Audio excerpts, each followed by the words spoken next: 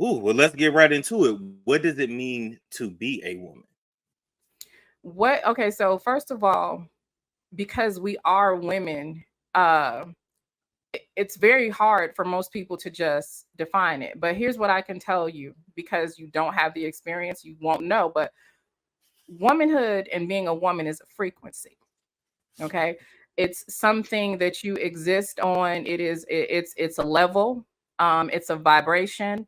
And just like, I guess, like you would say being black is a frequency, how we can communicate with each other without even knowing each other, based on who we are. You can be in a Right. room with a bunch of black people that you've never met, and you can communicate with them and you understand, because there's a frequency to being black, there's a frequency to being a woman.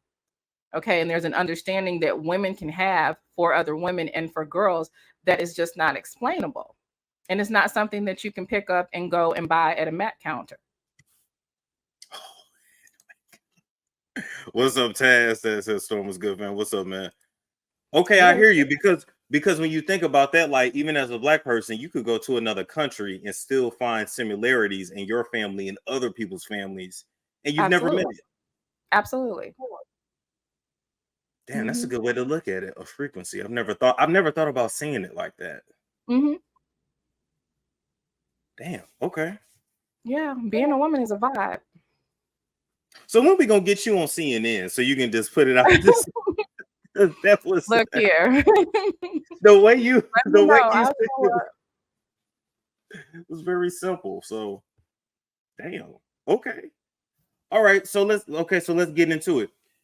When we talk about trans women, what I'm hearing a lot of them say is, let's just get rid of the trans prefix and let's just say we're all women. We might not be females, but we're women and we live as women. We experience similar things. We experience things just like you do. We look like women. We smell like women. What would you say to that? Being a woman, again, is a frequency and there's a process. So, in order to get to womanhood, you have to go through girlhood first, right? So, you go through your girlhood and then you graduate into womanhood. And it's just not something that you pick up, it's not something that you learn, it's how you exist. It's again, it's your vibe, it's who you are, it's what you are genetically. And we're not all women. Okay, there are men, there are women, and of course there's some genetic issues, disorders that will make it a little bit confusing where people have to choose.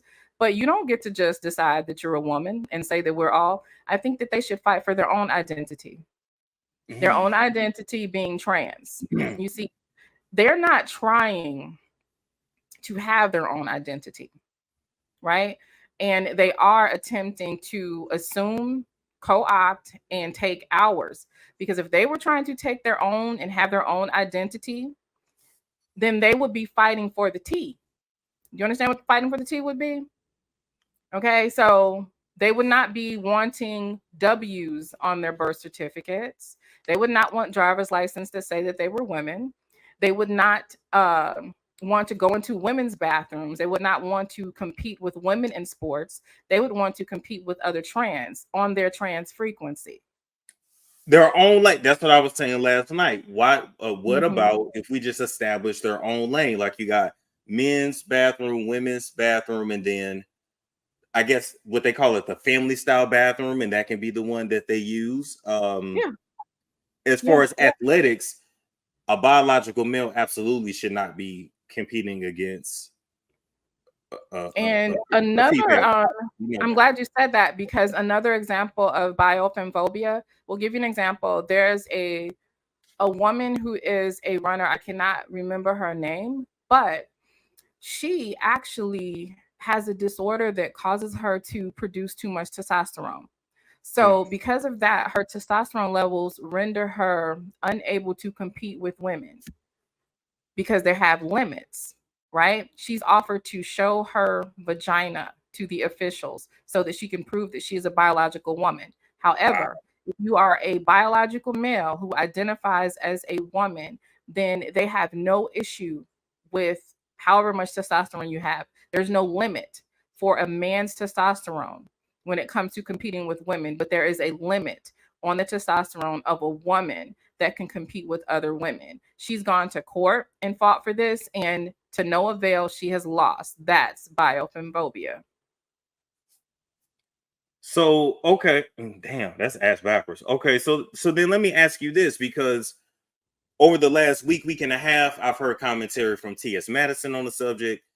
Funky Nylah, Conscious TV was on last night. I've heard commentary from the LGBT side, and of course the women's side as well. The LGBT side is saying that they are y'all allies, and that you guys as real women, biological women, have animosity towards them, and that it's really all centered around competition over straight men. Can you speak to that at all? It's a storm show. Ay, it's a storm show.